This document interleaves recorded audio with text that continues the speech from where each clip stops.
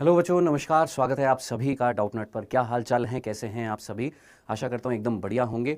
सो ये है, स्टार्ट करने वाले हैं इस बार हम आरंभ 2025 हिंदी मीडियम का ये बैच, जो आप सभी के लिए आज से स्टार्ट होने वाला है। ठीक है, बायो की क्लास रहेगी 4 बजे से बेटा, 4 बजे से 5:45 तक आपकी ये क्लास रहेगी। 5:45 के बाद में आपकी केमिस्ट्री होगी, फिर उसके बाद में आपकी फिजिक्स होगी। ठीक है, सो ये आज पहली क्लास है आपकी, और ये जो पहली क्लास जो है सिर्फ आज के लिए यूट्यूब पर रहेगी। उसके बाद में ये रेगुलर आपके जो बैचेस हैं डाउटनट की एप्लीकेशन उस पर चलेगी। ठीक है, सो कैसे हो प्यारे बच्चों? हेलो जी, good evening, good evening, good evening. बहुत बढ़िया जी, बहुत बढ़िया। चलिए जी, बहुत अच्छा। सो स्टार्ट करते हैं आज, है ना, और पूरे साल भर इसी जोश के साथ में पढ़ना है। ठीक है, हाँ जी, ठीक है, स्टार्ट करें। आइए,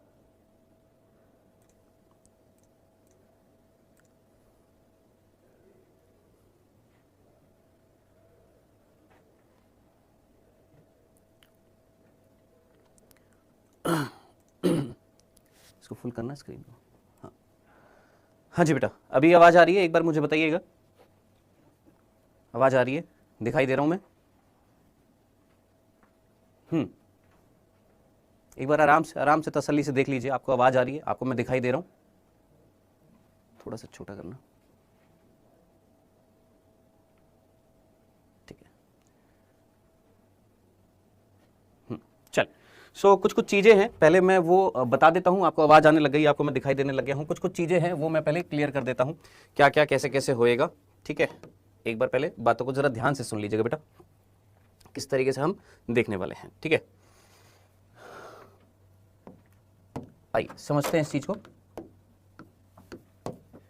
देखिए, सबसे पहली चीज़ कि सर पुराने लेक्चर्स जो हैं, आपने बोला था आरंभ बैच के साथ में सारे के सारे लेक्चर जो हैं वो दिखेंगे, है ना?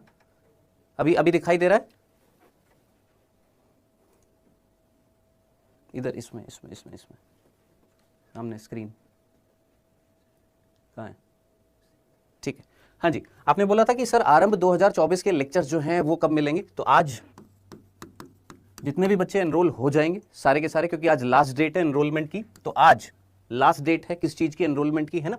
तो आज इवनिंग तक, यानी आपकी जो लास्ट क्लास होएगी तब तक आपके सारे बैच ओपन हो जाएंगे, पहली चीज।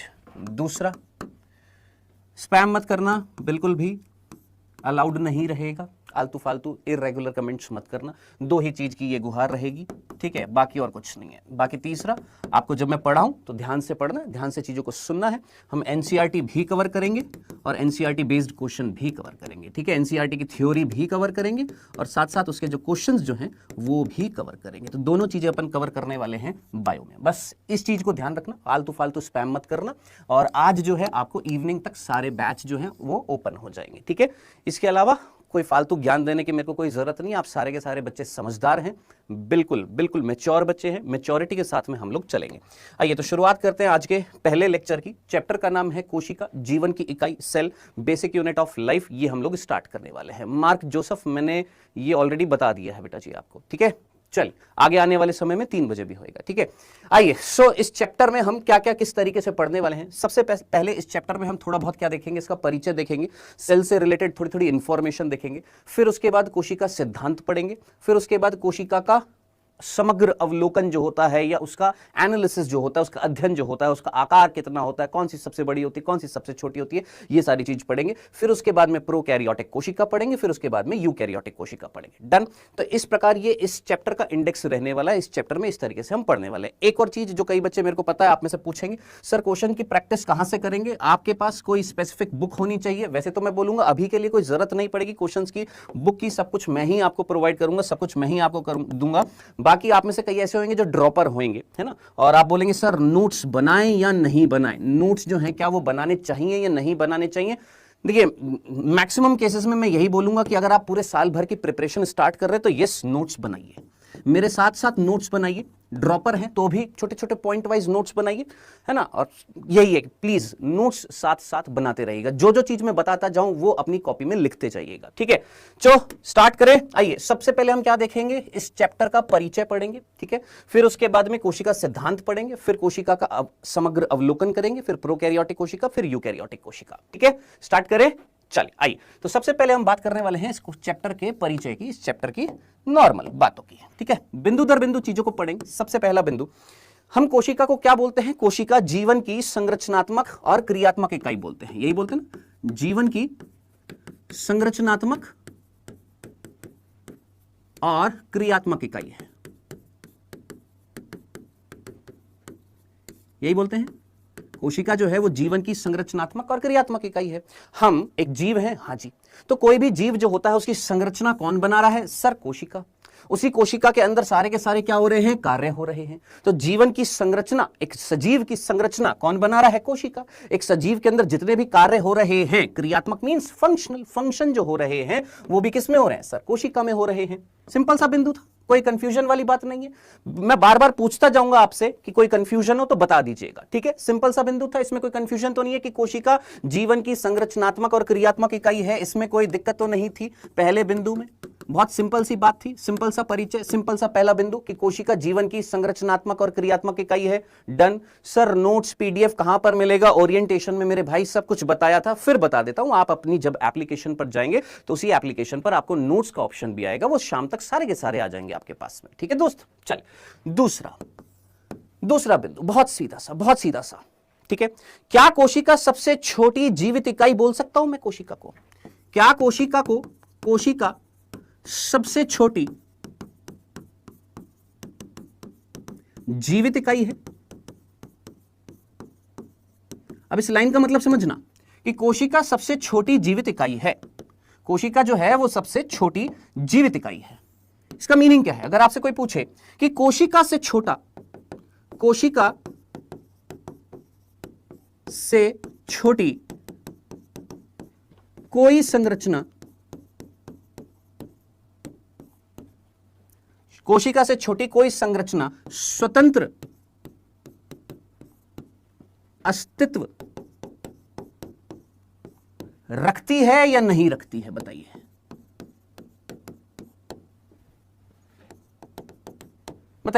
रखती है या नहीं रखती है? समझना इस चीज को। क्या बोला हमने कि कोशिका जीवन की सबसे छोटी इकाई है, कोशिका सबसे छोटी जीवित इकाई है। यानी कोशिका से छोटा अगर कोई है तो क्या मैं उसको जीवन बोल सकता हूं? क्या वो स्वतंत्र अस्तित्व का मतलब क्या है? लाइफ, जीवन। क्या कोशिका से छोटी अगर कोई चीज है, कोशिका से छोटी कोई वस्तु है, कोशिका से छोटी कोई भी संरचना है, क्या वो जीवन दर्शाती है? क्या वो स्वतंत्र अस्तित्व? यहां पर इस वर्ड पर फोकस करना। ये वर्ड जो है एनसीईआरटी का कई बार बच्चों को समझ में नहीं आता। स्वतंत्र अस्तित्व का मतलब क्या है? जीवन। क्या कोशिका से छोटी कोई भी संरचना स्वतंत्र अस्तित्व रखती है या नहीं रखती है? बताइए, रखती है या नहीं रखती है? तो जनाब याद रखना, नहीं रखती है। भूल मत जाना कि कोशिका से छोटा अगर कुछ है। अब कोशिका से छोटा क्या हो सकता है? जैसे कोशिका से छोटा, सबसे छोटी कोशिका आप जानते हैं माइकोप्लाज्मा, उससे भी छोटे कौन होते हैं? वायरस। क्या हम उसको बोलेंगे कि वो एक जीवित इकाई है? क्या वो जीवन है? नहीं।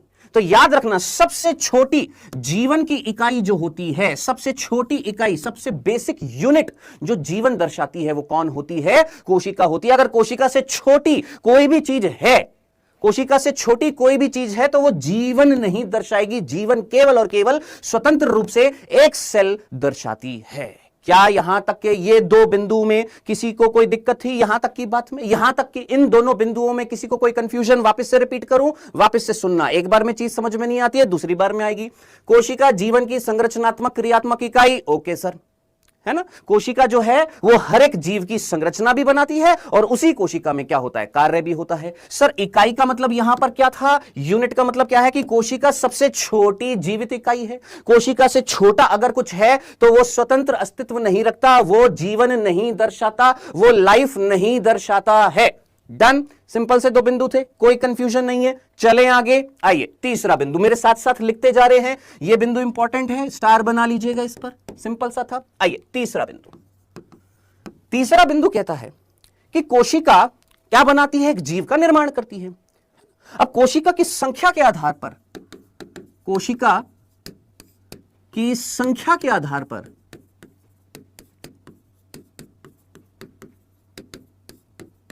जीव कितने प्रकार का होता है? कोशिका की संख्या के आधार पर जीव कितने प्रकार का होता है। तो देखो ये बेसिक चीजें हैं। आई नो आप में से कई ऐसे होंगे जो ड्रॉपर्स होंगे, उनको लगेगा अरे ये क्या पढ़ा रहे हैं, तो सिंपल सी चीज है।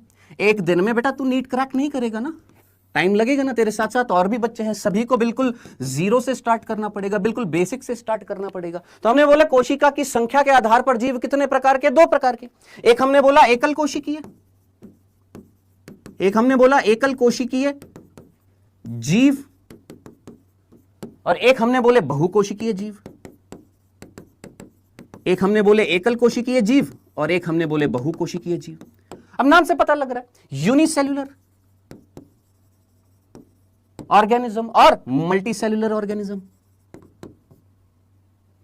यूनिसेल्युलर और मल्टीसेल्युलर। हाँ जी। अब एकल कोशिकीय जीव का मतलब क्या होगा? वो जीव जो केवल एक कोशिका से बने हुए हैं, वो जीव जो केवल एक कोशिका से बने हुए हैं।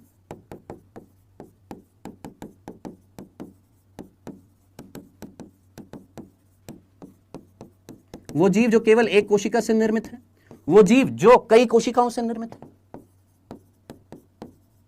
सिंपल सा था,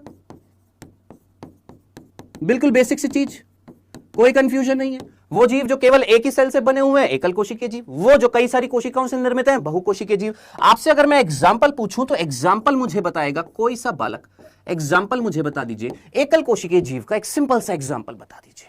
सिंपल, कोई भी एकल कोशिकीय जीव का एक एग्जांपल बता दीजिए अपने आप। हाँ जी, ब्रजेश, वेल डन, बहुत ही बढ़िया। और good evening, good evening. Amoeba, very good, बहुत ही बढ़िया। बैक्टीरिया, बहुत ही जबरदस्त। चलिए जी, वेल डन।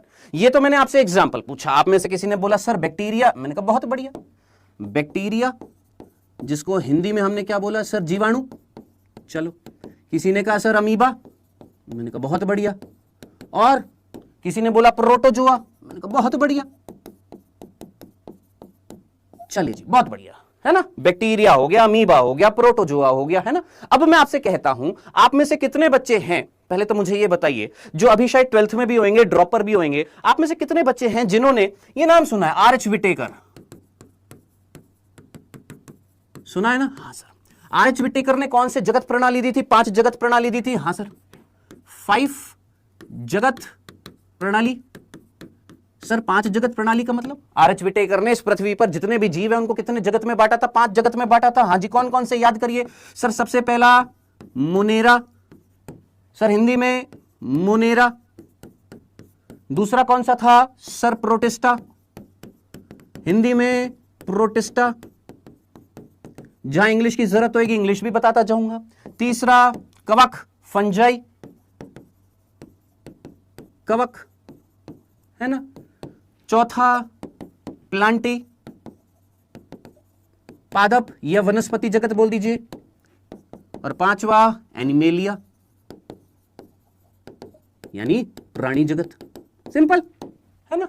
अब आप मुझे बताइए इनमें से कौन सा जगत है जो एकल कोशिकीय जीवों को दर्शाता है?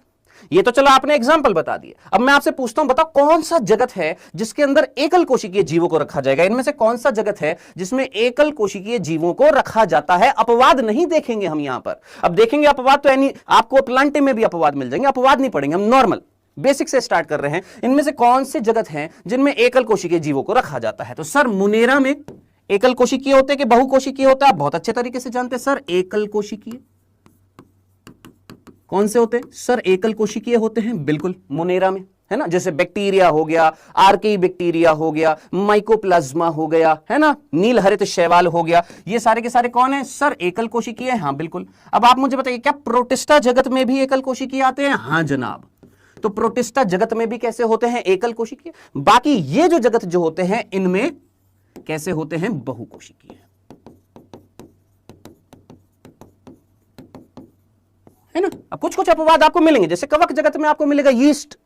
यीस्ट कैसा होता है? एकल कोशिकीय होता है। बाकी सारी कवक कैसी होती है? बहुकोशिकीय होती है। पादप जगत में आपको मिलेंगे कौन सी? आपकी शैवाल मिलेंगी, कुछ शैवाल एकल कोशिकीय होती हैं, है ना। तो कुल मिलाकर हम अगर बेसिक तरीके से देखें तो एकल कोशिकीय जीवों को मेनली कौन से जगत में रखा गया है? ये वो 2 जगत हैं जिनके अंतर्गत हमने एकल कोशिकीय जीवों को रखा है, और ये वो जगत है जिसके अंतर्गत हमने बहुकोशिकीय जीवों को रखा है। तो यहां पर एग्जाम्पल के साथ में अगर आप जगत लिखना चाहते हैं तो जगत भी लिख सकते हैं। कौन कौन सा सर? एक हो गया है मुनेरा जगत, और एक हो गया है प्रोटिस्टा जगत।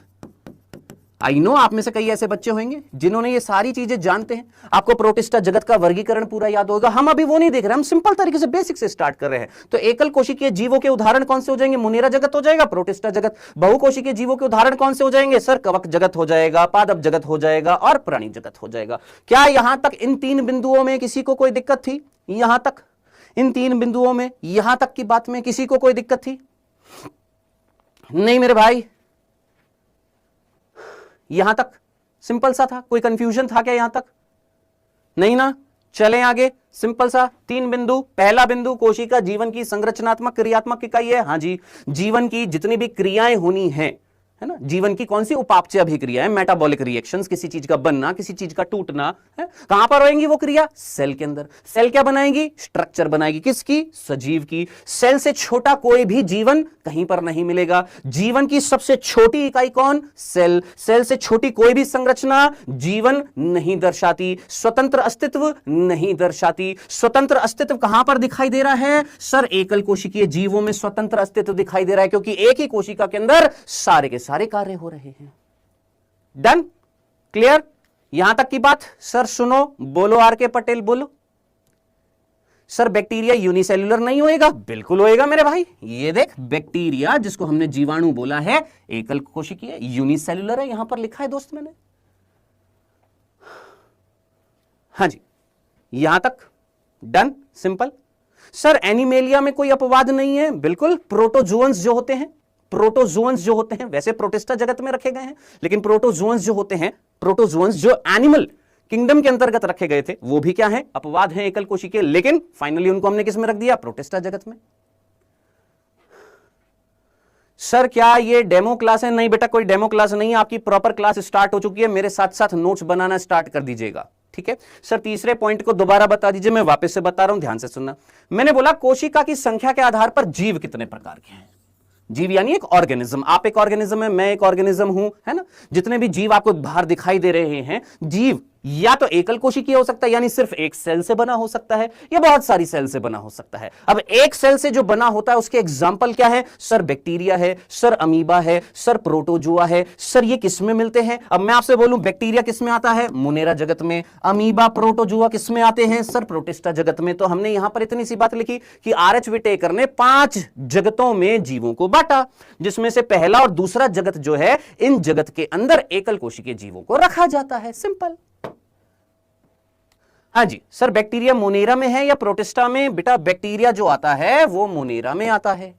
ये अमीबा, प्रोटोजुआ, ये सारा वर्गीकरण पढ़ेंगे हम। प्रोटिस्टा जगत का वर्गीकरण पढ़ेंगे, जिसमें डाई एटम्स भी होंगे, डाइनोफ्लेजिलेट्स भी होंगे, प्रोटोजोअन्स भी होंगे, अवपंकवक भी होंगे, स्लाइम मोल्ड्स भी होंगे, सब कुछ होएगा, लेकिन तरीके से होएगा ना, स्टेप बाय स्टेप, है ना? अभी आपका ये क्वेश्चन था कि सर बैक्टीरिया किस में आते हैं? मोनेरा जगत में। अमीबा, प्रोटोजुआ किस में आते हैं? प्रोटिस्टा जगत में आते हैं।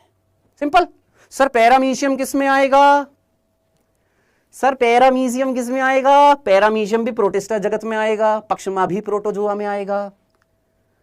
चलिए आगे बढ़े, आइए। तो ये था तीसरा बिंदु, कोशिका की संख्या के आधार पर जीव हमारे 2 प्रकार के। आगे बढ़ते हैं चौथे बिंदु की तरफ।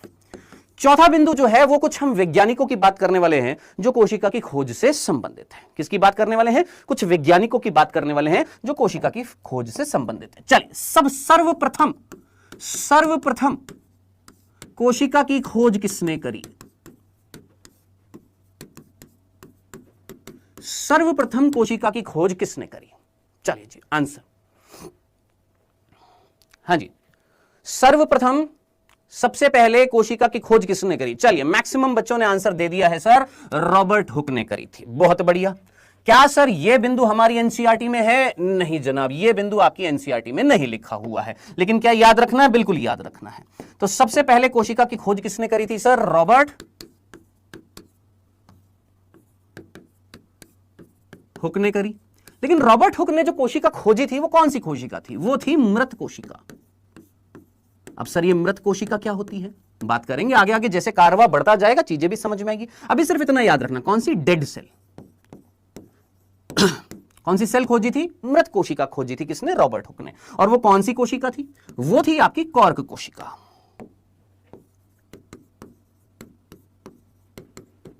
कौन सी कोशिका थी? कॉर्क कोशिका, कॉर्क सेल। सर ये कॉर्क क्या होता है? आएगा ना, मन में सवाल आएगा। जीरो से स्टार्ट कर रहे कई बच्चे, तो आएगा मन में सवाल कि सर ये कॉर्क क्या होता है? पेड़ की छाल देखी है तुमने? सिंपल, पेड़ की छाल देखी है, हाँ, तो उस छाल में जो कोशिका मिलती है उसको हम क्या बोल रहे हैं? कॉर्क सेल बोलते हैं। ठीक है, तो कॉर्क सेल जो थी, उस कॉर्क सेल को देखा था रॉबर्ट हुक ने, देखा था कौन से वर्ष में देखा था, क्या किया था, सब दिमाग से निकाल देना। अगर आप ड्रॉपर भी हैं, सब कुछ है ना, यानी जो भी तूने कुछ पढ़ा है अब एक नए तरीके से नई शुरुआत करनी है ना, तो जो बिल्कुल वो चीज पढ़ जो एनसीईआरटी बेस्ड होंगी, जहां एक्स्ट्रा बताने की जरूरत होगी मैं अपने आप बता दूंगा। मेरे को पता है, तू बोलेगा सर 1665 में इसकी खोज करी थी, सर रॉबर्ट हुक जो थे वो फिजिक्स के वैज्ञानिक थे, रॉबर्ट हुक ने माइक्रोस्कोप को मॉडिफाई किया था, रॉबर्ट हुक ने डेड सेल्स देखी थी, कौन सी देखी थी? कॉर्क कोशिका देखी थी, है ना, कौन से प्लांट में देखी थी? ओक पादप में देखी थी? कुछ नहीं, सिंपल, सबसे पहले कोशिका की खोज रॉबर्ट हुक ने करी थी, लेकिन कौन सी कोशिका की? मृत कोशिका की। अब प्रश्न कहां से आएगा? प्रश्न आएगा यहां से, जो एनसीईआरटी में लिखा हुआ है, सर्वप्रथम जीवित कोशिका की, सर्वप्रथम जीवित कोशिका की खोज किसने करी? तो हमारी एनसीईआरटी में जीवित नहीं लिखा हुआ है, हमारी एनसीईआरटी में, दिखाऊंगा मैं तेरे को एनसीईआरटी, हमारी एनसीईआरटी में लिखा हुआ है कोशिका, ये नहीं बताया जीवित। इतना आपने याद रखना है कि सर्वप्रथम जीवित कोशिका की खोज करने वाले जो वैज्ञानिक थे वो कौन है? Anton von Leeuwenhoek.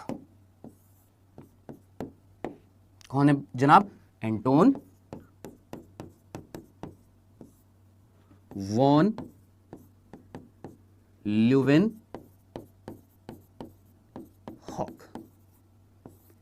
ठीक है, एक ही दिन में भगाऊंगा नहीं बेटा, आराम से पढ़ना है, आराम से शांति से चीजों को सुनना है, समझना है। ठीक है, तो Anton von Leeuwenhoek, Anton von Leeuwenhoek ये वो वैज्ञानिक थे जिन्होंने सबसे पहले जीवित कोशिका की क्या करी थी? खोज करी थी।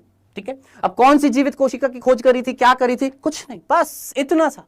बस क्वेश्चन तेरा बनेगा, सबसे पहले जीवित कोशिका की खोज या सबसे पहले कोशिका की खोज किसने करी? तूने सीधा सीधा याद रखना है, एंटोन वॉन ल्यूवेनहॉक ने कोशिका की खोज करी थी। खत्म, इतनी सी बात। यहां तक की बात में किसी को कोई कंफ्यूजन? कोशिका की खोज से संबंधित हम वैज्ञानिक देख रहे हैं, सर्वप्रथम कोशिका की खोज रॉबर्ट हुक ने, लेकिन कौन सी कोशिका की खोज? सर मृत कोशिका की खोज, डेड सेल की खोज किसने? कॉर्क कोशिका में किसने? रॉबर्ट हुक ने। सबसे पहले जीवित कोशिका की खोज, सर जीवित कोशिका की खोज करने वाले कौन थे? एंटोन वॉन ल्यूवेनहॉक ने। खत्म, बस, इससे ज्यादा कुछ नहीं।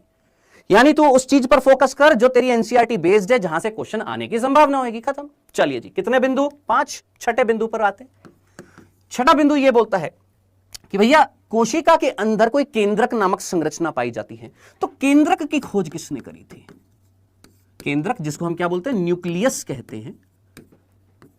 केंद्रक की खोज किसने करी थी? तो केंद्रक की खोज किसने करी थी? रॉबर्ट हुक के भाई है? नहीं, रॉबर्ट हुक के भाई नहीं थे। तो केंद्र की खोज करने वाले जो वैज्ञानिक जो थे वो कौन थे? Sir Robert brown.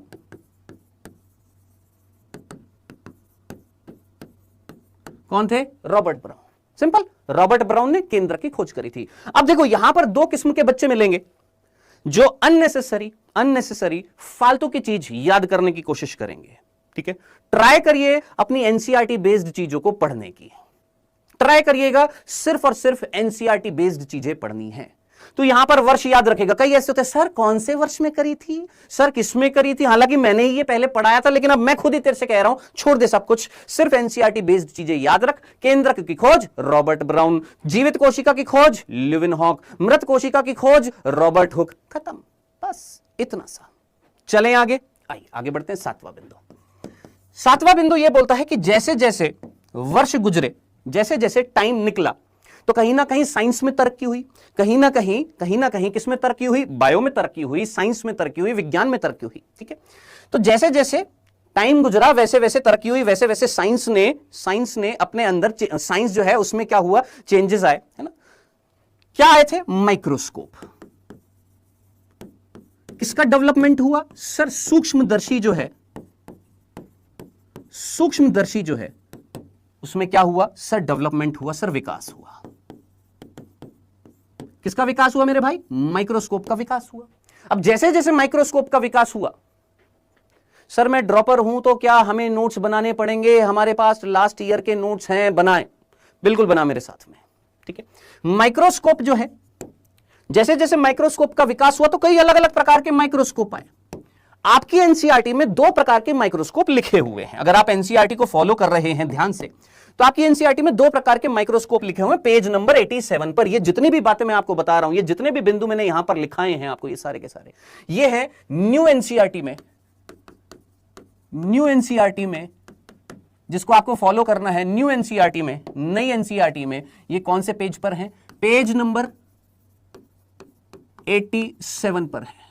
मतलब इतनी कमांड होनी चाहिए आपको कि आपको पेज बाय पेज एक एक बिंदु याद रहना चाहिए।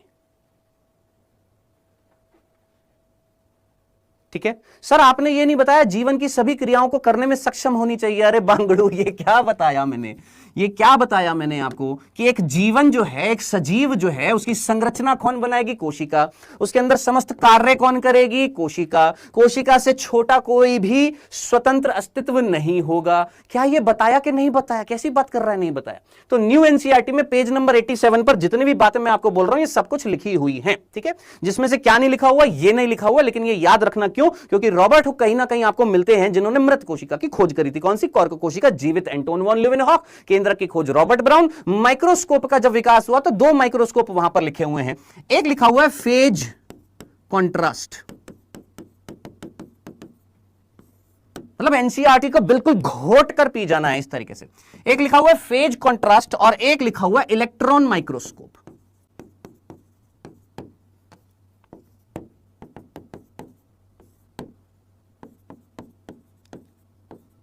दो प्रकार के सूक्ष्मदर्शी लिखे हुए हैं। एक लिखा हुआ है फेज कॉन्ट्रास्ट माइक्रोस्कोप या सूक्ष्मदर्शी, और एक लिखा हुआ है आपका इलेक्ट्रॉन माइक्रोस्कोप। ये 2 प्रकार के सूक्ष्मदर्शी आपकी एनसीईआरटी में लिखे हुए हैं। अब यहां पर कई बच्चों का डाउट ये बनता है कि सर ये इलेक्ट्रॉन माइक्रोस्कोप, हम ड्रॉपर, हमने ये नाम सुना हुआ है, सर ये फेज कॉन्ट्रास्ट माइक्रोस्कोप कौन सा होता है ना? सर ये फेज कॉन्ट्रास्ट माइक्रोस्कोप कौन सा होता है? इलेक्ट्रॉन माइक्रोस्कोप तो हमने नाम सुना हुआ है, दोनों में डिफरेंस क्या है आप मुझे बताइए। क्या आप स्कूल में गए थे? हाजिर, हाँ जी। सर ये यूट्यूब पर क्यों चल रहा है? ताकि बच्चों को चाहिए था डेमो, कि लो भैया डेमो लो, और फिर अगर लगे कि हां इस बैच में इसी तरीके से पढ़ाई कराई जाएगी तो जुड़िए।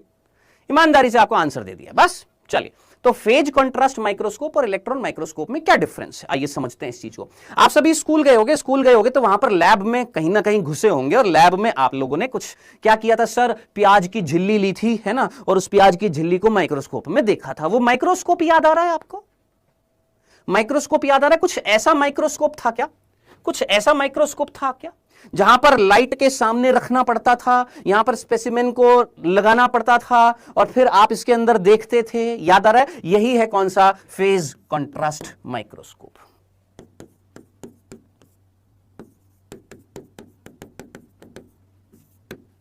ठीक है, और यह है जनाब हमारा इलेक्ट्रॉन माइक्रोस्कोप, यानी 2000 से 3000 गुना आवर्धन क्षमता होती है। सर एनसीईआरटी बुक लेना पड़ेगा? यस बेटा, बिल्कुल लेना पड़ेगा, बिना एनसीईआरटी के तो कैसे गुजारा होएगा। ठीक है, यह इलेक्ट्रॉन माइक्रोस्कोप जिसकी आवर्धन क्षमता,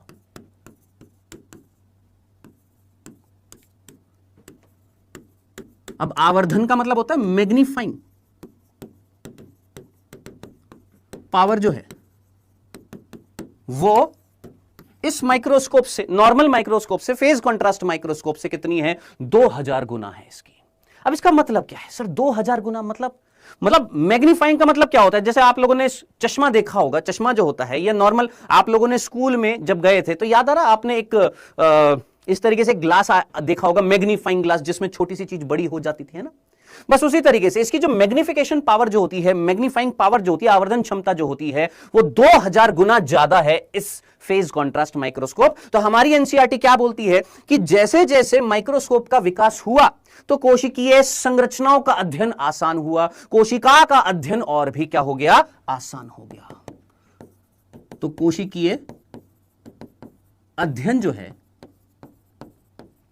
वो क्या हो गया? आसान हो गया।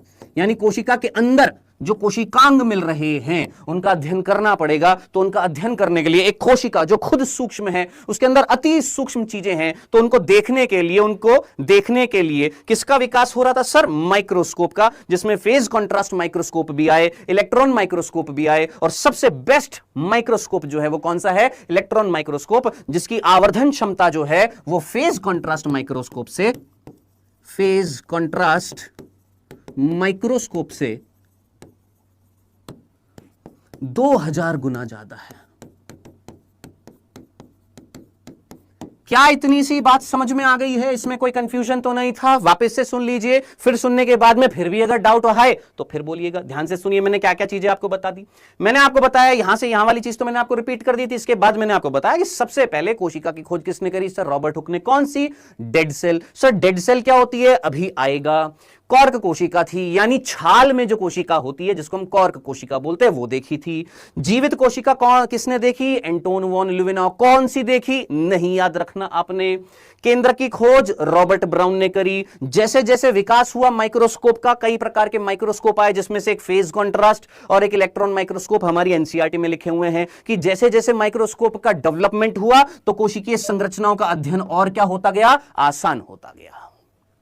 डन, सिंपल, क्लियर है? यहां तक के ये 7 बिंदु जो आपकी किसमें दे रखे थे दोस्त? एनसीईआरटी की पेज नंबर 87 पर दे रखे हैं। मेरे साथ साथ आप, ये नई एनसीईआरटी है, न्यू एनसीईआरटी है, इस नई एनसीईआरटी में आप मेरे साथ साथ या तो पढ़ सकते हैं या अपने आप भी पढ़ सकते हैं। और आपका अगर एक और डाउट होएगा कि सर मेरे पास पुरानी एनसीईआरटी है, क्या पुरानी एनसीईआरटी चलेगी? यस मेरे भाई, अगर पुरानी एनसीईआरटी भी है तो वो भी चलेगी। पुरानी एनसीईआरटी भी चलेगी। जहां जहां अलग होगा नई एनसीईआरटी से वो मैं आपको बता दूंगा। ठीक है, तो नई एनसीईआरटी लेने की कतई जरूरत नहीं है। आपके पास में पुरानी एनसीईआरटी है, उससे बिल्कुल काम चल जाएगा आपका।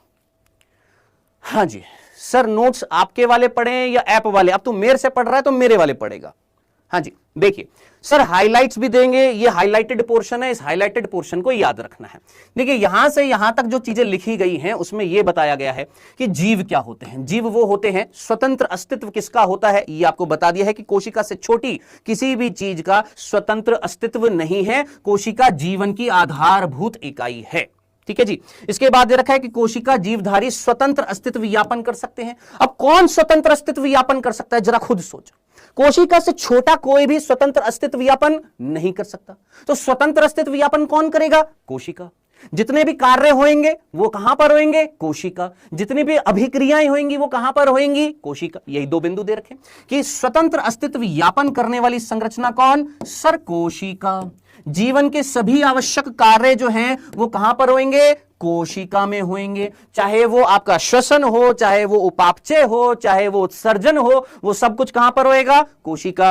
कोशिका के बिना, अगली लाइन पर, कोशिका के बिना किसी भी स्वतंत्र जीव अस्तित्व नहीं हो सकता। यही तो बताया कि कोशिका के अलावा किसी भी चीज का स्वतंत्र अस्तित्व यानी जीवन यानी लाइफ नहीं हो सकती है। इस कारण जीव के लिए कोशिका ही मूलभूत संरचनात्मक और क्रियात्मक इकाई है। एंटोन वॉन ल्यूवेनहॉक ने पहली बार कोशिका को देखा और उसका वर्णन किया। अब कौन सी कोशिका? याद रखना, जीवित कोशिका का।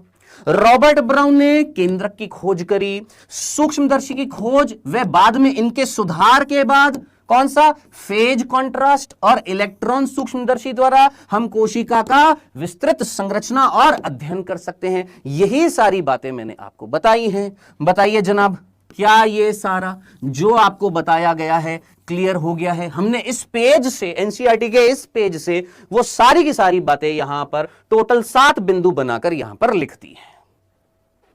ठीक है, तो ये था पेज नंबर 87 पर लिखी हुई बातें। क्या यहां तक किसी को कोई दिक्कत थी? यहां तक चीज समझ में आ गई? चलें आगे। कुछ क्वेश्चंस करना चाहेंगे? कुछ क्वेश्चंस करना चाहेंगे? कुछ क्वेश्चंस करने हैं? आइए सर थोड़े से क्वेश्चंस भी करा दीजिए। मैंने कहा आइए भाई, आइए कुछ क्वेश्चंस करते हैं। चलिए जी, लास्ट में पहुंचते हैं और क्विज लेकर आते हैं। अब क्विज किस नाम से होएगा? क्विज होएगा एनसीईआरटी कसरत के नाम से। आइए थोड़ी सी कसरत करते हैं। ये जो पेज नंबर 87 जो नई एनसीईआरटी पर था, पेज नंबर 87 जो नई एनसीईआरटी पर था, यहां से 3 क्वेश्चन मैं लेकर आया हूं तेरे लिए। सिंपल 3 क्वेश्चन पेज नंबर 87 से। पहला क्वेश्चन आता हुआ आप सभी के सामने फर्स्ट। सारे के सारे क्वेश्चंस जो होंगे, जो भी मैं क्वेश्चंस की प्रैक्टिस कराऊंगा लाइव क्लास में, वो सारे के सारे क्वेश्चंस जो होने वाले हैं वो एनसीईआरटी बेस्ड होंगे, ठीक है, आउट ऑफ एनसीईआरटी नहीं होंगे। फर्स्ट, चलो ये तो पेज नंबर 87 हो गया। पहला क्वेश्चन करिए जनाब। क्वेश्चन, योगी बाबू कंटिन्यूअसली मैसेज मत करो, सिर्फ पढ़ाई पर ध्यान दो। कोशिका को जीवों की मूलभूत संरचनात्मक और क्रियात्मक इकाई क्यों कहा जाता है? पहला ऑप्शन, कोशिका के बिना किसी का भी स्वतंत्र जीव अस्तित्व नहीं हो सकता। उपापचय अभिक्रिया केवल जीवित कोशिका में संपन्न होती है। न्यूक्लिक अम्ल की उपस्थिति कोशिका की जीवित अवस्था को सुनिश्चित करती है। झिल्ली युक्त कोशिकांग सही कार्यान्वयन के लिए विभिन्नता को उत्पन्न करते हैं। आई होप आप लोगों ने आंसर लगा दिया होगा। वेल डन, सभी ने बिल्कुल करेक्ट आंसर लगाया है। क्यों बोला हमने इसको संरचनात्मक और क्रियात्मक? देखो ये तो अभी अभी पढ़ा है और पेज नंबर 87 से पढ़ा है ना, और पेज नंबर 87 पर साफ साफ लिखा हुआ था कि मूलभूत संरचनात्मक और क्रियात्मक इकाई कोशिका को क्यों कहा जाता है। अब ये लाइन यहां पर पढ़ भी सही, ऐसा नहीं है, इसको पढ़ना भी पड़ेगा आपको अपनी एनसीईआरटी में, आपको अपनी एनसीईआरटी में पढ़ना भी पड़ेगा। क्या कि कोशिका को जीवन की आधारभूत इकाई क्यों कहा जाता है? जीवन की आधारभूत इकाई क्यों कहा जाता है? क्योंकि कोशिका के बिना किसी भी स्वतंत्र जीव का अस्तित्व नहीं हो सकता है। कोशिका के बिना किसी का भी स्वतंत्र अस्तित्व नहीं हो सकता। इस कारण लाइन पर फोकस कर, क्या कि कोशिका के बिना किसी का भी स्वतंत्र अस्तित्व नहीं हो सकता। इस कारण जीव के लिए कोशिका मूलभूत संरचनात्मक और क्रियात्मक इकाई है। यानी ये जो पहला क्वेश्चन जो था, क्वेश्चन नंबर फर्स्ट जो था, जो मैंने तेरे को अभी अभी यहां पर कराया, जो तेरे को लगा कि बहुत इजी है, लेकिन होएगा क्या, लास्ट टाइम जब आएगा, आखिरी समय आएगा, तो यही क्वेश्चन जब मैं दोहराऊंगा तो हो सकता है तू मिस्टेक कर दे। ये पहला क्वेश्चन इस लाइन से आया था, ठीक है। अब यहां पर कई बच्चे इसका आंसर सेकंड भी लगाएंगे। उपापचय अभिक्रिया केवल जीवित कोशिका में संपन्न होती है। बात सही है बिल्कुल, कि उपापचय अभिक्रिया जो होती है वो केवल जीवित कोशिका में संपन्न होती है। क्या इसीलिए हम कोशिका को जीवन की संरचनात्मक और क्रियात्मक इकाई बोलेंगे? चलो क्रियात्मक इकाई बोलेंगे इसलिए क्योंकि उपापचय अभिक्रिया जीवित कोशिका में होती है। लेकिन संरचनात्मक क्यों बोला? क्योंकि कोशिका से छोटी कोई भी संरचना जीवित नहीं होती है। तो ये वाला जो स्टेटमेंट जो था ना, ये सही तो है। ध्यान से सुनना। देवेंद्र कुमार ने बोला सर ये वाला भी तो सही है, उपापचय अभिक्रिया जीवित कोशिका में होती है, बिल्कुल सही है। लेकिन ये स्टेटमेंट इन दोनों वर्ड्स में से केवल क्रियात्मक भाग को दर्शा रहा था, संरचनात्मक बिंदु को नहीं दर्शा रहा। आई बात समझ में देवेंद्र? क्लियर है कि उपापचय अभिक्रिया जीवित कोशिका में होंगी। उपापचय अभिक्रिया मींस क्रियाएं कहां पर होंगी? जीवित कोशिका में, बिल्कुल सही है। लेकिन संरचनात्मक पहलू ये भी तो बताना है। तो ये संरचनात्मक पहलू को बताने के लिए एनसीईआरटी ने साफ साफ बोला कि कोशिका से छोटा अगर कुछ है तो उसका जीवन, उसका स्वतंत्र जीवन, उसका स्वतंत्र अस्तित्व नहीं है। यह है बारीकी से एनसीईआरटी को पढ़ना। अब पता है क्या, कई सारे बच्चे इस क्वेश्चन में ब्लंडर मिस्टेक करते, क्या इसका आंसर लगाते सेकंड। क्यों? अरे भैया उपापचय अभिक्रिया केवल जीवित कोशिका में ही तो होती है। उपापचय अभिक्रिया केवल जीवित कोशिका में ही तो होती है। हां बिल्कुल होती है, लेकिन यह बिंदु केवल इस पहलू को दर्शा रहा है, इसको नहीं बता रहा। डन। चले दूसरा प्रश्न आता हुआ आप सभी के सामने। ये तो पहला था, आंसर इसका क्या हो जाएगा? फर्स्ट हो जाएगा। सेकंड, असत्य कथन को चुनना है। हां जी, असत्य कथन चुनना है, चुनिए।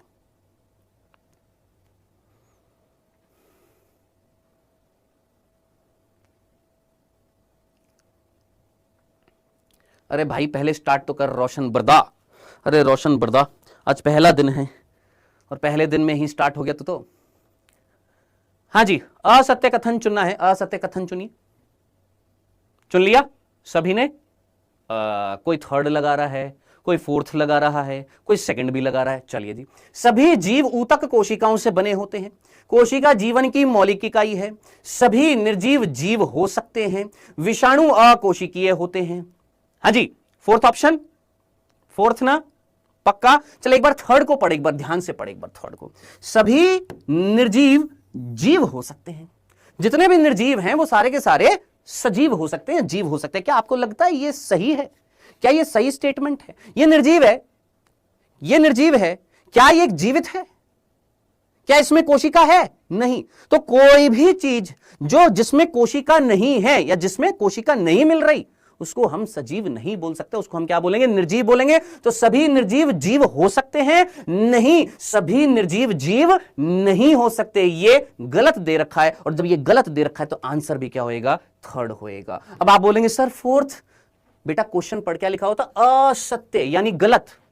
ये तेरा सही स्टेटमेंट है। सभी जीव ऊतक कोशिकाओं से बने होते हैं। जितने भी जीव जो हैं, ऊतक जो होती हैं, वो किससे बने होते हैं? कोशिकाओं से। बिल्कुल सही दे रखा है।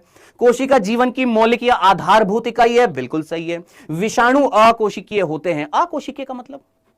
सर पहला ऑप्शन बता दीजिए। बता तो दिया मेरे भाई, जितने भी जीव हैं जिनमें ऊतक मिल रहे हैं, ऊतक किससे बने होते हैं? सर कोशिकाओं से बने होते हैं। सही तो दे रखा है। हाँ जी, विषाणु अकोशिकीय होते हैं। वायरस जो होते हैं वो अकोशिकीय होते हैं। वायरस जो होते हैं वो अकोशिकीय होते हैं। चल, कोशिका क्या होती है? सिंपल तरीके से समझते हैं। कोशिका क्या होती है? जिसमें एक झिल्ली होती है, एक आवरण होता है, हाँ, उसके अंदर एक द्रव्य होता है, हाँ, अंदर कोई केंद्रक नामक संरचना होती है। यूकैरियोटिक कोशिका में, प्रोकैरियोट्स में नहीं होती। अंदर कौन होता है? अनुवांशिक पदार्थ। यही होता है ना, सिंपल 9th क्लास में पढ़ा था। अब जरा सोच, वायरस में ऐसी संरचना होती है? नहीं।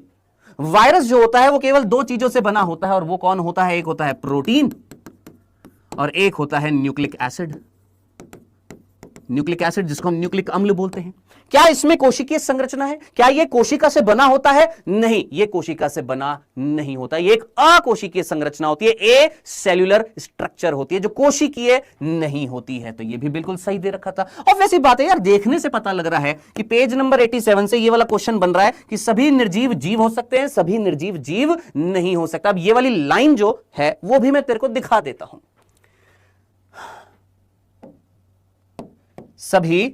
सभी जीव, ये देख, यहां पढ़ना, इस वाली लाइन को यहां पर पढ़ना, क्वेश्चन नंबर 2। निर्जीव जीव नहीं हो सकते। डन? दिख रहा है यहां पर? निर्जीव जीव नहीं हो सकते हैं। यही स्टेटमेंट जो था, ये थर्ड स्टेटमेंट था इस दूसरे प्रश्न का, कि निर्जीव जीव हो सकते हैं। एनसीईआरटी बोल रही है निर्जीव जीव नहीं हो सकते हैं। बस समझ में आ गया? प्योरली एनसीईआरटी की लाइन है, निर्जीव जीव नहीं हो सकते, और यहां पर था निर्जीव जीव हो सकते। गलत दे दिया। गलत है, गलत छांटना था। चलिए जी आगे करते हैं। नेक्स्ट तीसरा प्रश्न। आइए तीसरे प्रश्न पर। चलिए जी, वापस से असत्य कथन चुनना था। असत्य कथन चुनिए। दीपक कल से हट जाएंगे बेटा। वो गौतम चौहान क्लास की स्टार्टिंग में बता दिया था बेटा, इवनिंग में सारे दिख जाएंगे आपको। सर ये एनसीईआरटी में कहां पर है? एल्ले बांगड़ू, अभी तेरे को दिखाया, फिर कह रहा है एनसीईआरटी में कहां पर है? असत्य कथन चुनना है। असत्य कथन चुनिए। चुनिए।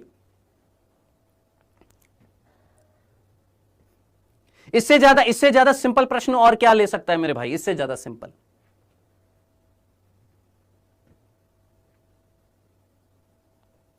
हाँ जी, पढ़ लिया, सिंपल सा था। हाँ जी, लिविनॉक ने पहली बार जीवित कोशिका को देखा? हाँ जी देखा।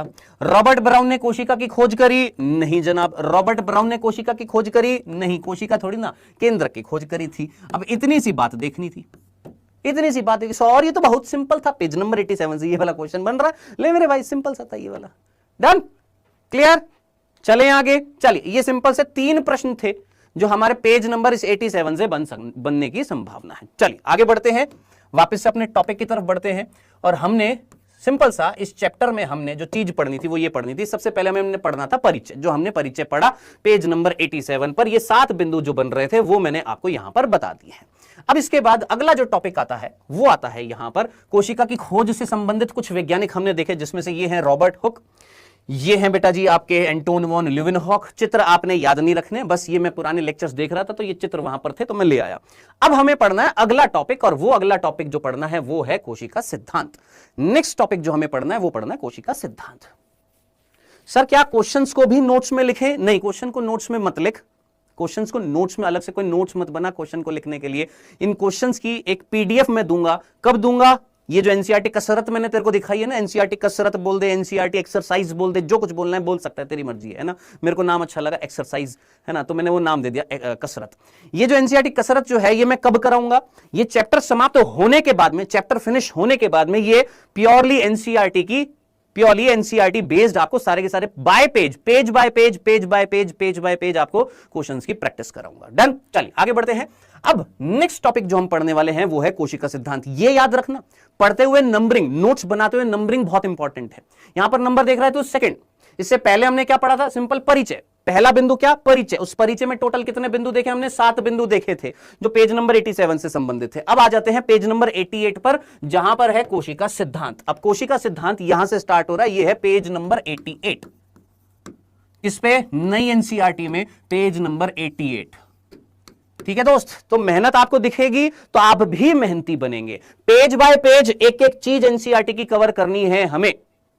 ठीक है, पेज बाय पेज एक एक चीज एनसीईआरटी की कवर करनी है। ये पेज नंबर 88 स्टार्ट हो रहा है आपकी नई एनसीईआरटी में। आपकी पुरानी एनसीईआरटी तो उसमें पेज नंबर दूसरा हो सकता है, नई एनसीईआरटी में पेज नंबर 88 पर है। क्या स्टार्टिंग हो रही है? कोशिका सिद्धांत हम स्टार्ट करने वाले हैं। ठीक है, आइए तो कोशिका सिद्धांत की बात करते हैं। दो वैज्ञानिक आपको दिख रहे हैं, एक है स्लाइडेन और एक है श्वान। एक है मैथियस स्लाइडेन, एक है थियोडोर श्वान। ठीक है, तो इन दोनों वैज्ञानिकों के बारे में अपन बात करने वाले हैं। ये है स्लाइडेन, ये है श्वान। क्वेश्चन क्या बनेगा? ध्यान से सुन लीजिएगा, यहां से डेफिनेटली क्वेश्चन बनने की संभावना होगी। किसमें? नीट 2025 में। ये वाला जो टॉपिक है यहां से डेफिनेटली क्वेश्चन बन सकता है। ठीक है, एक एक करके बिंदु पढ़ेंगे। सबसे पहला बिंदु, क्वेश्चन अभी देखना किस लेवल के आप गलतियां करेंगे। ठीक है, कहां कहां गलतियां करेंगे वहां पर देखना। सर रॉबर्ट ब्राउन ने केंद्र की खोज करी थी। हां मेरे भाई।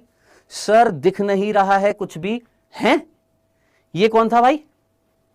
मनोरमा सिंह। सर दिख नहीं रहा है। अरे बरोबर दिख रहा है, बिल्कुल दिख रहा है बेटा। दिख रहा है कि नहीं दिख रहा? दिख तो रहा है, सारी चीज दिख रही है। आइए, कोशिका सिद्धांत पहला बिंदु बहुत सिंपल तरीके से हम समझने की कोशिश करते हैं। आइए, क्या हुआ था 1838 में? Point wise point. 1838 में एक जर्मन, वर्ड याद रखना, जर्मन यानी जर्मनी के वनस्पतिविद या वनस्पति शास्त्री या वनस्पति वैज्ञानिक,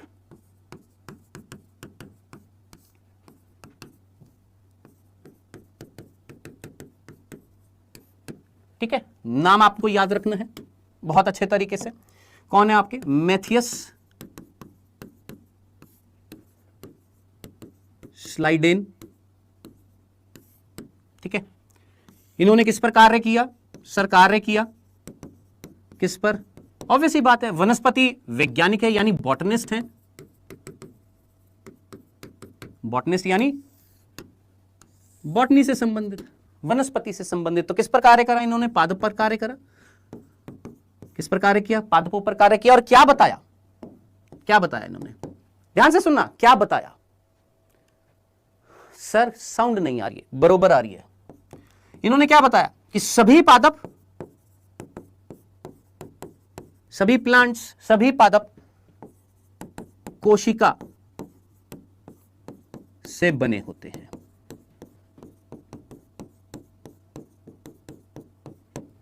हाँ जी, जो मैंने यहां पर लिखा है क्या ये सही लिखा है? एक बार जरा देखकर मुझे बताइए, जो मैंने यहां पर लिखा है क्या ये सही लिखा है? इसमें कोई गलती है तो बताइए जरा दे।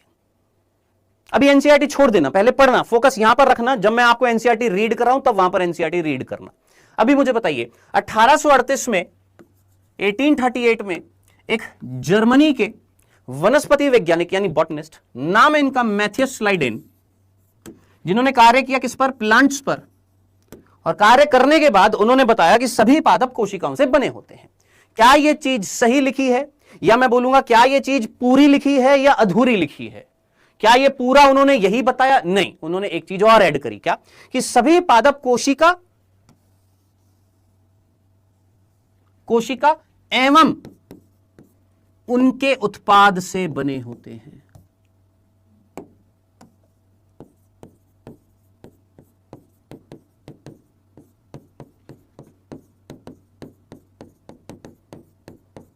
क्या बोला हमने?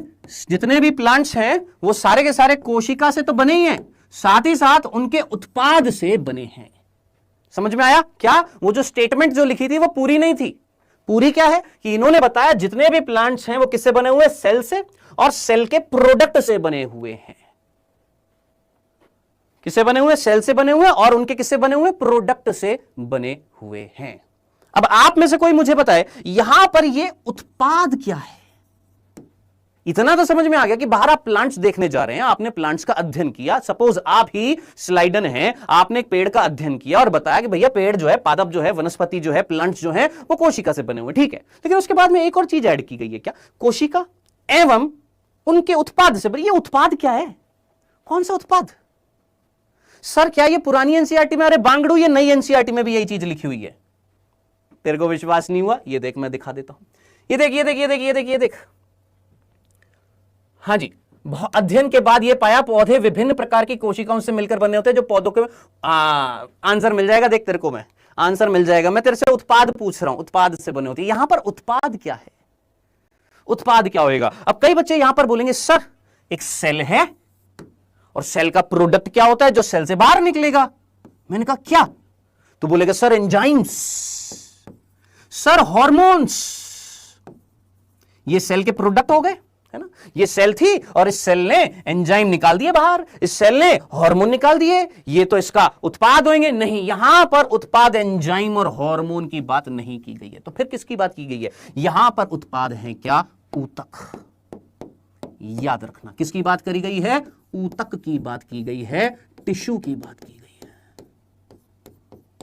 किसकी बात की गई है दोस्त? यहां पर ऊतकों की बात की गई है, टिश्यूज की बात की गई है। तो सेल क्या बनाती है? आपसे सिंपल सा 9th क्लास का क्वेश्चन मैं आपसे पूछता हूं। सेल मिलकर, ये एक सेल है ना, ये सेल मिलकर क्या बनाती है? ग्रुप ऑफ सेल्स मिलकर क्या बनाती हैं? ये फाइनली किसका निर्माण करती है? सर ऊतकों का निर्माण करती है। तो आप जरा सोचिए, एक पादप का शरीर किससे बना हुआ है? सर पादप का शरीर कोशिकाओं से बना हुआ है, या कोशिकाओं का समूह जो एक उत्पाद के रूप में मिल रहा है वो कौन है? सर ऊतक है। तो याद रखना, यहां पर उत्पाद का मतलब एंजाइम या हार्मोन नहीं है। याद रखना, यहां पर एंजाइम या हार्मोन की बात नहीं की गई है एनसीईआरटी में। किसकी बात की गई है? यहां पर उत्पाद क्या माना गया है? उत्पाद माना गया है ऊतक। अब देख एनसीईआरटी को पढ़, देख तेरे को कैसे समझ में नहीं आएगा। देख 1838 दिखाई दे रही है एनसीईआरटी, आराम से पढ़ना। मैं तेरे को एक एक लाइन कवर करता हुआ पढ़ाता जाऊंगा। 1838 में जर्मनी के वनस्पति वैज्ञानिक मैथियस लाइडेन ने बहुत सारे पौधों पर अध्ययन किया। अब कई बांगड़ू यहां पर, शायर कौन सा पौधा, कौन सा पौधा।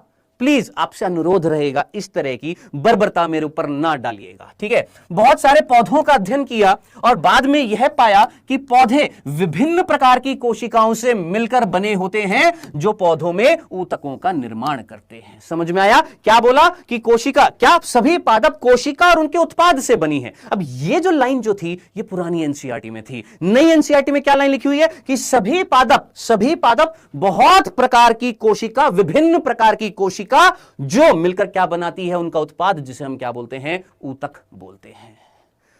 हां जी, क्या यहां तक की बात समझ में आई? ये चीज क्लियर है? किससे बने हुए? सेल से, और विभिन्न प्रकार की सेल्स मिलकर क्या बना रही है? उत्पाद। और वो उत्पाद कौन है मेरे भाई? ऊतक है। डन। क्या आपको स्लाइडन की बात समझ में आ गई? यहां तक की बात समझ में आ गई? हां जी, जल्दी से दीपक जो हो गया सो हो गया। सर मेरे 360 में से 328 मार्क्स आए थे एनसीईआरटी संपूर्ण से। चलो बहुत अच्छी बात है, लेकिन इस बार तेरे को 360 में से 360 लाने हैं, तो इस बार और कसरत करनी पड़ेगी और मेहनत करनी पड़ेगी। सर एक बार वापस से समझा दीजिए। मैंने कहा आप दूसरी बार तीसरी बार फिर से समझिए। देखिए ये तो चीज तेरे को समझ में आ गई। 1838 में जर्मनी के वैज्ञानिक थे जो एक बॉटनिस्ट थे, नाम था स्लाइडन, जिन्होंने कई सारे पादपों पर कार्य किया। अब पादपों पर कार्य करने के बाद उन्होंने क्या बोला? क्या कि पादप जो होते हैं, प्लांट जो है, वो किससे बने हुए हैं? सेल से। ठीक है जी। अब अलग अलग प्रकार की सेल्स क्या बनाएंगे? सर ऊतक। मैंने बोला भाई सिंपल सी बात है मेरे भाई, ये एक प्लांट है। चलो जी, अब इस प्लांट में, इस पादप में यहां पर कुछ ऊतक, यहां पर कुछ ऊतक, यहां पर अलग प्रकार का ऊतक, यहां पर अलग प्रकार का ऊतक, यहां पर अलग प्रकार का ऊतक है। हाँ जी, अलग अलग प्रकार के ऊतक हैं। सोच, यहां पर कोशिका अलग अलग प्रकार की, जस्ट समझना, यहां पर कोशिका अलग अलग प्रकार की, यहां पर कोशिका अलग अलग प्रकार की हैं, कोशिकाओं का समूह मिल रहा है, यहां पर कोशिकाओं का समूह मिल रहा है। तो समझना, विभिन्न प्रकार की क्या है? कोशिका। और ये विभिन्न प्रकार की कोशिकाओं का समूह क्या कहला रहा है? सर ऊतक। तो हमने क्या बोला कि सभी पादप किससे बने हुए हैं? कोशिका और उनका प्रोडक्ट, और वो प्रोडक्ट क्या है? ऊतक है। डन। चलो सर, ये तो था पहला बिंदु किसका, कोशिका सिद्धांत का फर्स्ट बिंदु। अब बात करते हैं आगे, दूसरा बिंदु क्या है। दूसरा बिंदु है लगभग इसी समय पर, एक वर्ष थोड़ा सा आगे बढ़ते हैं, वो है 1839 की बात है। 1839 में अब याद रखना है वो कौन थे, श्लाइडन कौन थे, जर्मनी के थे। ये कौन है, ब्रिटिश। दूसरे वैज्ञानिक जो है ये कौन है, ब्रिटिश। ठीक है, ये ब्रिटिश वनस्पति, वो कौन थे, वनस्पति वैज्ञानिक थे। ये कौन है, प्राणी शास्त्री। प्राणी शास्त्री यानी जूलॉजिस्ट। हाँ जी, नाम इनका आप जानते हैं, थियोडोर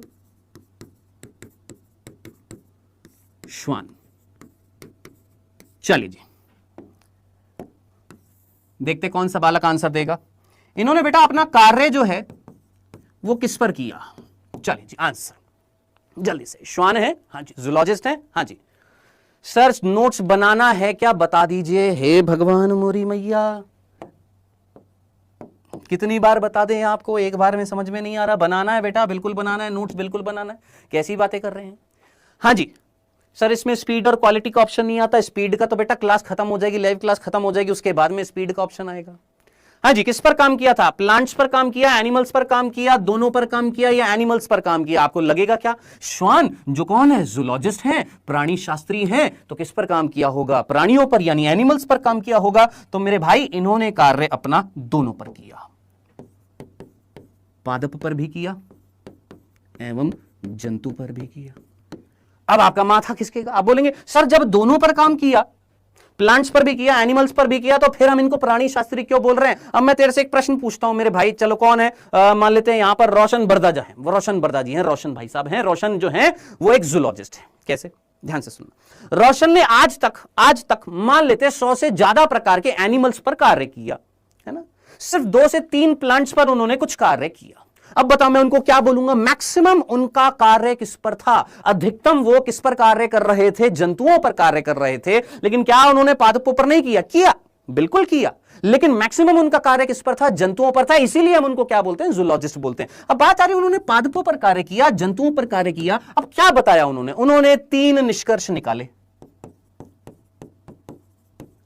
उनके निष्कर्ष कितने थे, उनका रिजल्ट कितना था, उन्होंने क्या दी थी, उन्होंने दी थी कल्पना, हाइपोथेसिस। वर्ड याद रखना, उन्होंने क्या दी थी, परिकल्पना दी थी।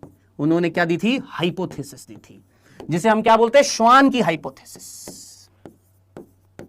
श्वान परिकल्पना। अब ये कौन सी परिकल्पना थी, श्वान हाइपोथेसिस दी थी। अब इस हाइपोथेसिस में, इस श्वान परिकल्पना में उन्होंने क्या क्या चीजें बताई बेटा, उन्होंने कुल मिलाकर श्वान ने यहां पर इस परिकल्पना में 3 बिंदु बताए। 3 बिंदु आपने याद रखने हैं, 3 चीजें बताई थी। अब कौन कौन से 3 बिंदु थे, आइएगा। सबसे पहला सेकंड ए, नंबरिंग देखते जाइएगा। सेकंड बिंदु अभी भी चल रहा है, ये सेकंड वाला, ठीक है।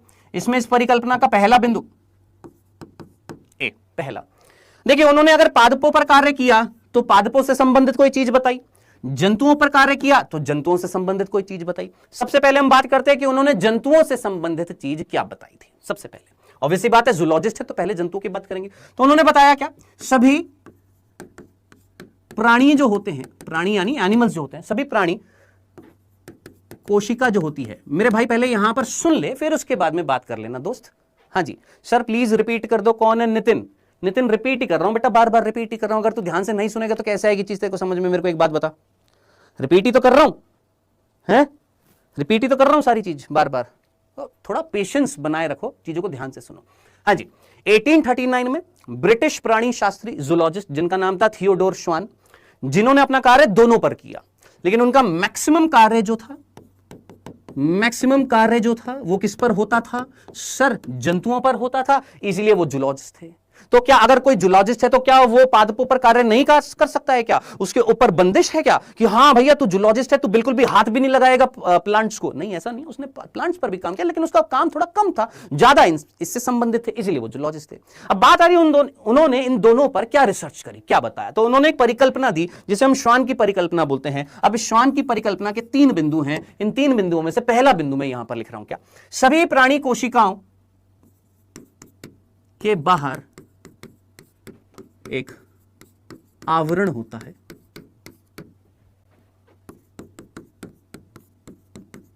जिसे जीव सभी कोशिकाओं के बाहर क्या होता है, एक आवरण होता है जिसे जीव द्रव्य झिल्ली या जिसको हम कोशिका झिल्ली या अंग्रेजी में लिखा हुआ है प्लाज्मा मेम्ब्रेन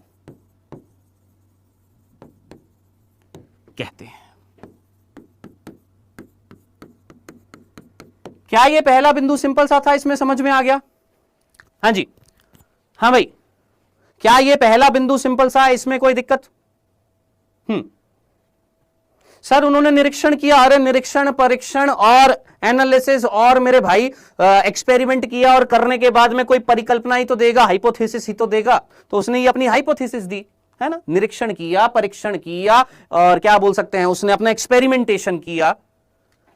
क्या इसमें कोई दिक्कत? क्या ये देख एनसीईआरटी में क्या लिखा हुआ है, साथ साथ बताता जाऊंगा। ये देख इसी समय पर 1839 में, साथ साथ पढ़ता जाना, एनसीईआरटी कवर करता जाना, ब्रिटिश प्राणी वैज्ञानिक थियोडोर श्वान, लिखा हुआ है प्राणी वैज्ञानिक यानी जूलॉजिस्ट, ने विभिन्न जंतु कोशिकाओं के अध्ययन, सर यहां तो जंतु लिखा है, पादप तो लिखा नहीं है, रुक जा आएगा।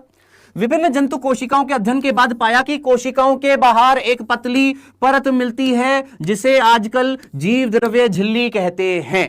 डन, यही चीज मैंने तेरे को यहां पर बताई, क्या कि इन्होंने श्वान ने जब किस पर कार्य किया, जंतुओं पर कार्य किया, तो जंतुओं पर कार्य करने के बाद क्या बताया, यहां पर ये जो पहला बिंदु है ये किससे संबंधित है, जंतुओं से संबंधित है।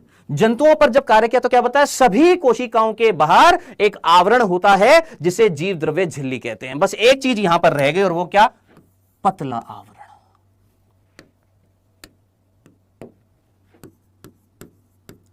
एक एक वर्ड को देखना है एनसीईआरटी को, ठीक है। तो जितने भी जंतुओं पर उन्होंने अध्ययन किया, क्या बताया, जितने भी जंतु कोशिका उनके बाहर एक पतला आवरण होता है जिसे जीव द्रव्य झिल्ली बोल दीजिए या जिसे हम कोशिका झिल्ली बोल सकते हैं। अंग्रेजी की एनसीईआरटी में इसको प्लाज्मा मेम्ब्रेन लिखा हुआ है। Done, clear? चलें, ये तो हो गई जंतुओं से संबंधित बात। अब बात करते हैं सर दूसरा, पादपों से संबंधित। पादपों से संबंधित उन्होंने क्या बताया, क्या उन्होंने पादपों पर भी कार्य किया? मैंने तेरे को बताया उन्होंने दोनों पर कार्य किया। जंतुओं पर पहले हमने जंतुओं के उपलक्ष्य में देख लिया, अब इसके बाद किसकी बात करेंगे सर, पादपों की। तो उन्होंने पादपों पर भी कार्य किया, प्लांट्स पर। अब प्लांट्स पर कार्य किया तो उन्होंने क्या बताया, ध्यान से सुनना। उन्होंने पादपों पर कार्य किया और यह बताया कि पादपों में एक विशिष्ट गुण पाया जाता है। क्या बताया, सभी पादपों में विशिष्ट मतलब विशेष, अंग्रेजी में बोलेंगे यूनिक, और यह वर्ड यूनिक आपकी इंग्लिश की एनसीईआरटी में लिखा हुआ है। एक विशिष्ट गुण पाया जाता है और वो क्या है, कोशिका भित्ति की उपस्थिति। किसकी उपस्थिति, कोशिका भित्ति की उपस्थिति। किसकी उपस्थिति, कोशिका भित्ति की उपस्थिति। क्या, इसको वापस से पढ़ना, फिर से सुनना। क्या, श्वान ने जंतुओं पर जब काम किया तो यह बताया कि भैया जितने भी एनिमल्स हैं, सारे के सारे एनिमल्स जो हैं, सभी के सभी एनिमल्स की जो सेल जो है, उस सेल के बाहर एक पतला सा आवरण है जिसे हमने क्या नाम दे दिया है, जीव द्रव्य झिल्ली बोलते हैं आज की डेट में, या कोशिका झिल्ली या प्लाज्मा झिल्ली बोलते हैं। ओके जी, ये बता दिया जंतुओं के रेस्पेक्ट में। दूसरा, पादपों के रेस्पेक्ट में उन्होंने ये बताया कि प्लांट्स के अंदर एक आवरण मिलता है जो कोशिका झिल्ली नहीं है। वो कौन है सर, वो है कोशिका भित्ति, जो किसमें पाई जाती है सर, प्लांट्स में पाई जाती है। ठीक है, अब आप मुझे बताना, सोच समझकर मुझे बताना, क्या ये जो लाइन लिखी है, ये लाइन कि सभी प्लांट्स में एक यूनिक फीचर मिलता है, एक विशिष्ट गुण मिलता है, कोशिका भित्ति की उपस्थिति, क्या आपके हिसाब से क्या ये चीज सही है या गलत है? बताइए, क्या ये स्टेटमेंट आपके हिसाब से सही है या गलत है? क्या इसमें मिस्टेक है या नहीं है? सोचना, आराम से सोचिए। सोचो सोचो सोचो, दिमाग से, आराम से, तसल्ली से सोचना, क्या ये बात सही है? आप बोलेंगे हाँ सर सही तो है, प्लांट्स में कोशिका भित्ति मिलती तो है, सही तो है, लेकिन इस वर्ड पर फोकस कर, इस वर्ड पर, इस लाइन पर फोकस कर, इस लाइन पर, कि जितने भी प्लांट्स हैं सभी में विशेष गुण मिलता है, विशिष्ट गुण मिलता है, यूनिक फीचर मिलता है कि उनमें कोशिका भित्ति पाई जाएगी। यूनिक का मतलब जो और किसी में नहीं मिलता, उसको हम बोलते हैं यूनिक। विशिष्ट का मतलब, विशेष का मतलब जो और किसी में नहीं मिलेगा। अब बता क्या ये लाइन सही है या गलत हो गई? सर ये स्टेटमेंट, इसके कारण आज की डेट में अगर देखें तो ये स्टेटमेंट गलत है। क्यों? क्योंकि सर कोशिका भित्ति क्या सिर्फ पादपों में पाई जाती है? क्या सेल वॉल सिर्फ प्लांट में मिलती है? बैक्टीरिया में नहीं मिलती, बैक्टीरिया में भी मिलती है, मोनेरा जगत में। प्रोटिस्टा में नहीं मिलती, डायटम्स याद नहीं आ रहा, ड्रॉपर और सिलिका याद नहीं आ रहा है, डाइनोफ्लैजिलेट्स उनमें नहीं मिलती, प्रोटोजोआ उनमें नहीं मिलती, कवक, अरे काइटिन नहीं मिलता है। सोचो, क्या सेल वॉल की उपस्थिति क्या यूनिक कैरेक्टर है प्लांट्स का? नहीं सर। समझ में आया? तो ये चीज याद रखना, ये स्टेटमेंट आज के हिसाब से अगर देखें तो ये गलत साबित होती है। अगर ये वर्ड हटा दें तो ठीक है कि पादपों में गुण पाया जाता है, क्या? कोशिका भित्ति की उपस्थिति। लेकिन अगर हम ये स्टेटमेंट आज की डेट में अगर देखें, आज की वर्तमान परिस्थिति में देखें, अगर ये लाइन अगर हम लिखते हैं तो ये लाइन सरासर गलत हो जाएगी। सर लेकिन प्राणी जगत का तो यूनिक लक्षण है ना, क्या? कोशिका भित्ति की उपस्थिति। भांगड़ू कौन है ये? कोशिका भित्ति की उपस्थिति प्राणियों का विशिष्ट लक्षण है, कोशिका भित्ति की अनुपस्थिति। बुधू सर मुझे ये रिकॉर्डेड क्लास लग रही है। कौन है रे भाई? ये नाम है इसका यॉर्कर बॉलर। चलो जितने भी बॉलर और बैट्समैन हैं आज की क्लास में, आपको आज माफ किया जाता है। चलो कुछ दिनों के लिए आपको माफ किया जाएगा, अभी तो ये क्लास स्टार्ट हुई है, अभी तो ये बैच स्टार्ट हुआ है ना। आगे आगे जैसे जैसे जैसे जैसे पढ़ाई का लेवल बढ़ेगा, जैसे जैसे और भी चीजें ऐड होती जाएंगी, पढ़ाऊंगा, तो प्लीज इस तरह की हरकतें ना करना दोस्त, ठीक है? आपको लग रहा है कि अगर ये रिकॉर्डेड है तो रिकॉर्डेड मान के पढ़ ले मेरे भाई। डन? चले अब मुझे बताइए, क्या ये दूसरी चीज समझ में आ गया? अब क्या सर ये एनसीईआरटी में लिखा हुआ है? पढ़, तेरे को मैं एक एक लाइन पढ़ा रहा हूं यहां पर एनसीईआरटी की। देख सर एनसीईआरटी में ये तो नहीं लिखा हुआ श्वान ने पादपों पर काम किया था। पढ़, देख लिखा हुआ है, देख। इस वैज्ञानिक ने, किस वैज्ञानिक ने? श्वान ने पादप ऊतकों, लिखा हुआ है, पादप ऊतकों का अध्ययन किया और अध्ययन के बाद पाया कि पादप कोशिकाओं में कोशिका भित्ति मिलती है जो इसकी विशेषता है। अगर ये लाइन ना लिखते तो हम बोलते सही है, लेकिन ये लाइन लिख दी तो हम बोलेंगे आज की डेट में ये गलत है। क्यों? क्योंकि ये विशेषता सिर्फ पादप कोशिका में नहीं होती है। क्या? भित्ति का पाया जाना सिर्फ प्लांट सेल का यूनिक फीचर नहीं होता है, ये तो कई जगतों में पाई जाती है। क्या? कोशिका भित्ति की उपस्थिति। डन? क्लियर है? चलिए दो बिंदु समझ में आ गए। श्वान की जो परिकल्पना जो थी उसके दो बिंदु बता दिए, पहला जंतु के उपलक्ष्य में, दूसरा पादपों के उपलक्ष्य में। अब तीसरा जो बिंदु जो है वो तीसरा बिंदु श्वान ने इन दोनों बिंदुओं को जोड़कर क्या बताया? श्वान ने परिकल्पना दे दी और उस परिकल्पना में उसने क्या बता दिया कि दोनों पादप और प्राणियों का शरीर कोशिका और उनके उत्पाद से बना होता है। क्या? पादप। तीसरा बिंदु क्या हो गया? ये पहला बिंदु, ये दूसरा बिंदु, और तीसरा बिंदु क्या बोला उन्होंने? पादप और प्राणी, प्राणी यानी एनिमल्स का शरीर कोशिका और उनके उत्पाद। अब कौन बालक मुझे बताएगा यहां पर उत्पाद का मीनिंग क्या होता है? जल्दी से, तुमको कमेंट सेक्शन में बहुत मजा आता है ना लिखने का, जल्दी से मुझे बताइए यहां पर उत्पाद क्या है?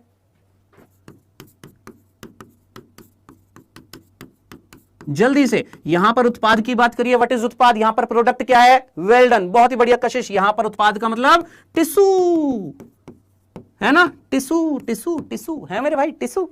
चलो ऊतक, टिश्यू, ठीक है। सो प्लांट्स और एनिमल्स, इन दोनों की बॉडी जो है, शरीर जो है, वो किससे बना हुआ है? सेल से, और उनके प्रोडक्ट यानी टिश्यू से बना होता है। ये था तीसरा बिंदु, और ये बिंदु देने के बाद ये जो तीन बिंदु थे, यही तीन बिंदु क्या थे? श्वान की परिकल्पना साबित हुए।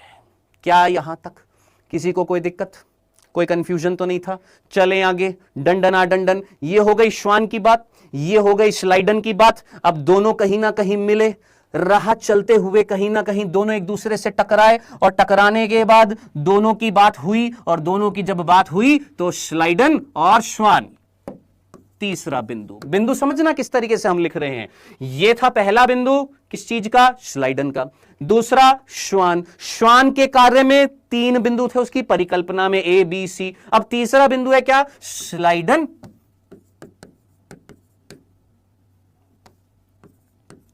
स्लाइडन और श्वान, दोनों ने मिलकर क्या दिया?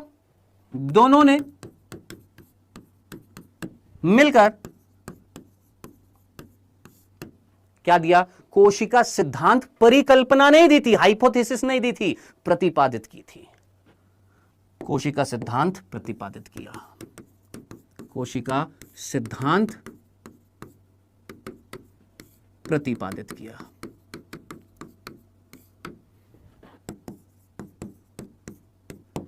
क्या यह चीज समझ में आ गई? हाँ जी, हाँ जी, क्या ये चीज समझ में आ गई? सर टाइम हो गया, बस बस बस बस बस जल्दी से। स्लाइडर और श्वान दोनों मिले, दोनों ने मिलकर क्या दे दिया? कोशिका सिद्धांत प्रतिपादित कर दिया। अब आपसे मैं 2 क्वेश्चन पूछने वाला हूं, जल्दी से ध्यान से सुनिएगा, फटाफट। पहला क्वेश्चन जल्दी से, कोशिका सिद्धांत परिकल्पना किसने दी और कोशिका सिद्धांत प्रतिपादित किसने किया? ध्यान से सुनना। पहला क्वेश्चन, कोशिका सिद्धांत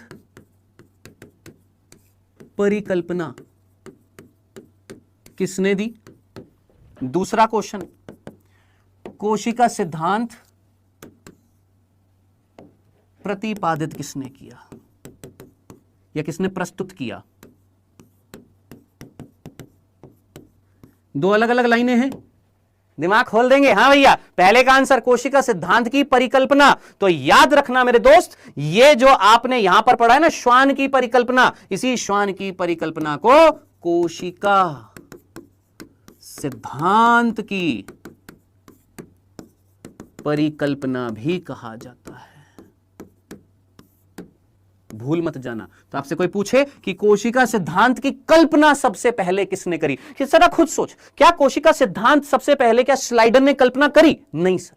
कोशिका सिद्धांत की कल्पना सबसे पहले किसने करी? जूलॉजिस्ट। उसने पादपों पर भी काम किया, जंतुओं पर भी काम किया, और दोनों के बारे में बताया कि दोनों कोशिका से बने होते हैं और उनके उत्पाद से बने होते हैं। तो ये सबसे पहले किसने कल्पना करी थी? सर ये श्वान ने करी थी। तो श्वान वो थे जिन्होंने ये कल्पना करी थी। तो यहां पर आ जाएगा श्वान और यहां पर आ जाएगा श्वान और स्लाइडेन।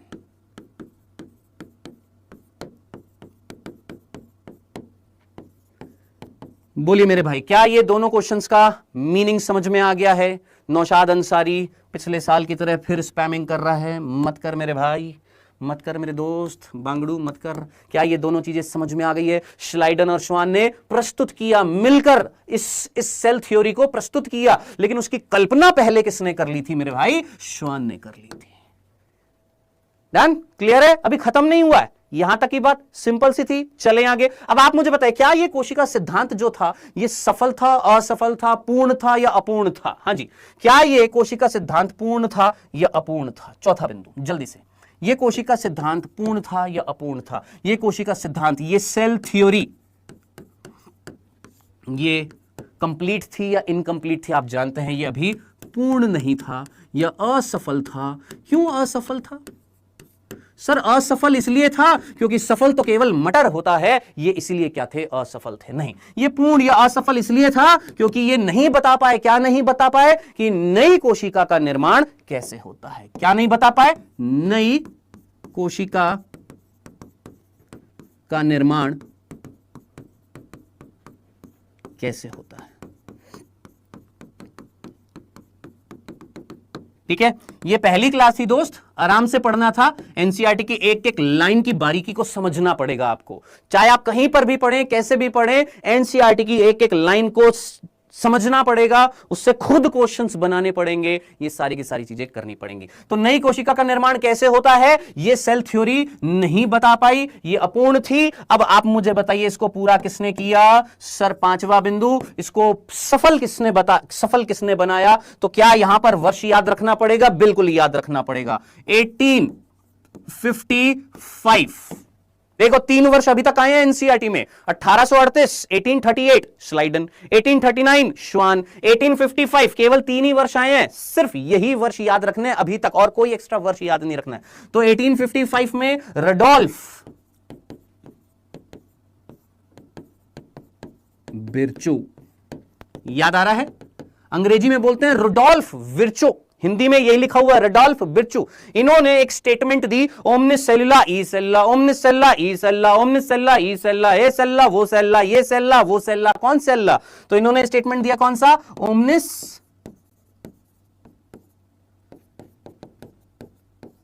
सेल्युल ई सेल्युला। और बहुत बेसिक सी चीज है, इसमें कुछ ऐसी कोई तिगड़मबाजी नहीं है, ये इन्होंने स्टेटमेंट दिया, और स्टेटमेंट देने के बाद में इन्होंने बताया कि नई कोशिका का निर्माण किससे होता है? पुरानी कोशिका या पूर्व स्थित कोशिका। यही था ना कि पूर्व स्थित कोशिका यानी पुरानी कोशिका। भाई यही तो नहीं बता पा रहे थे कि नई कोशिका कैसे बनती है। इसने बताया कि ये एक कोशिका, इसने विभाजन किया, ये नई कोशिका बना दी। तो नई कोशिका का निर्माण किससे होता है? पूर्व स्थित कोशिका। तो नई कोशिका का निर्माण पूर्व स्थित कोशिका से होता है।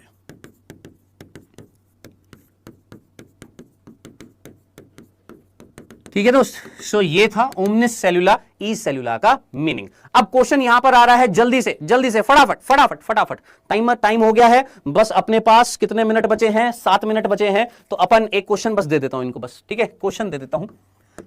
पहला क्वेश्चन,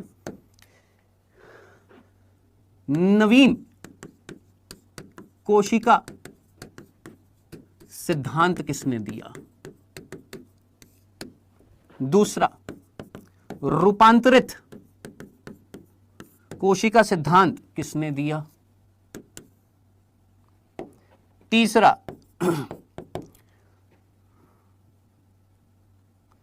कोशिका सिद्धांत का रूपांतरण किसने किया?